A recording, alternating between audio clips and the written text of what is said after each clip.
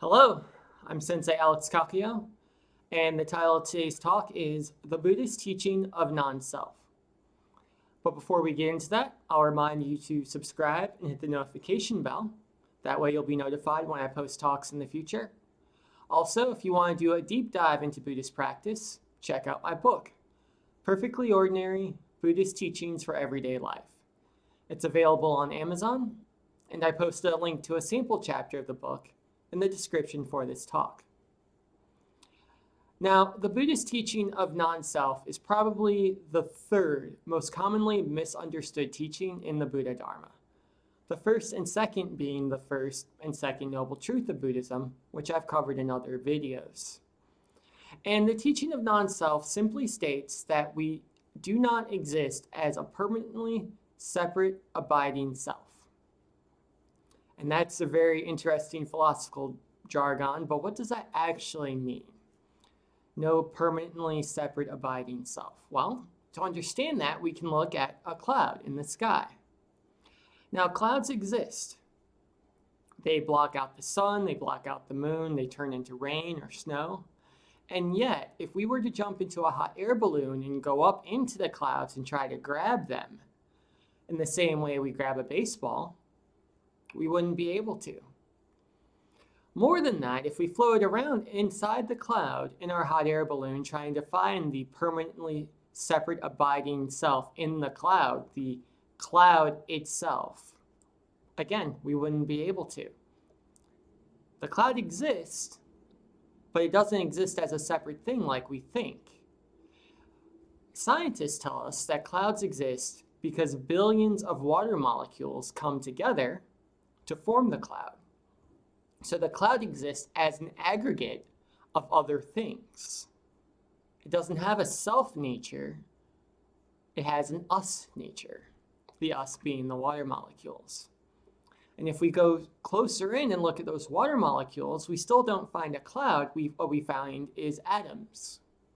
Again, all coming together. And if we look at those atoms, we don't find a cloud. Still, we find light waves vibrating at different frequencies.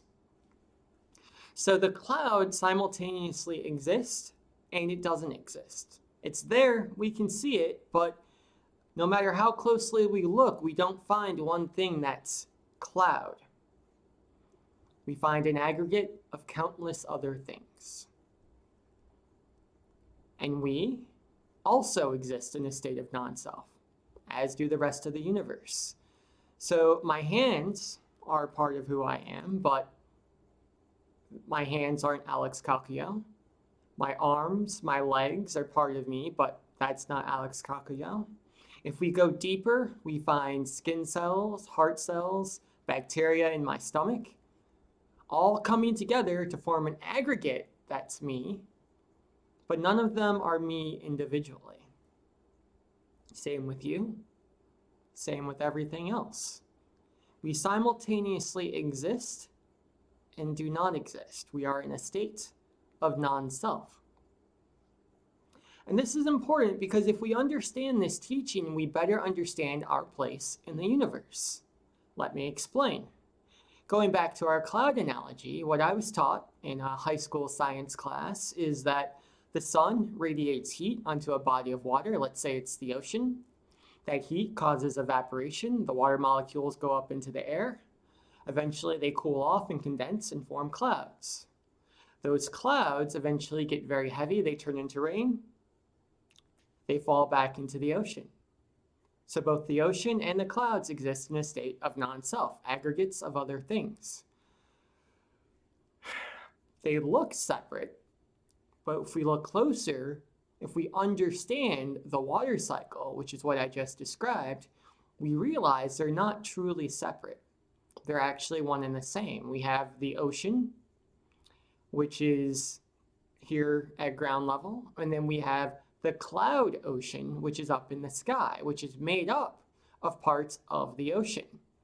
And then the clouds rain down, and then the ocean is made up of the clouds. It's an endless cycle. And so it is in Buddhism with us. We exist in a state of non-self. We are the clouds, and the ocean is Tathagata. It's the Dharmakaya. It's the primordial essence of Buddhahood. So because we come from Tathagata, we are Buddha, just like clouds or water because they come from the ocean. And thus, when we die, we're simply going home. We're returning to the ocean of Tathagata, just like clouds return to the mundane ocean that we experience and see in pictures or surf on, things of that nature. This is why in Buddhism we talk so much about solving the koan of life and death. Because if we understand that cycle, if we understand that every moment in life is just us going home, things become a lot simpler, a lot easier. More than that, we understand our true nature and our inherent self-worth, our fundamental enlightenment, which comes from the fact that we are born from Tathagata, again, just like clouds are born from the ocean. But we can only understand that if we understand we do not exist as permanently separate abiding selves. We exist in a state of non-self. So that's the talk for today. I hope it was helpful. If you'd like to read articles I've written about Buddhist practice, you can do that at my blog, The Same Old Zen. The link for that is in the description for this talk. And if you want to continue the conversation, please leave comments in the comment section below. I love hearing from you guys, and I promise I'll respond. So, until next time, Amitabha.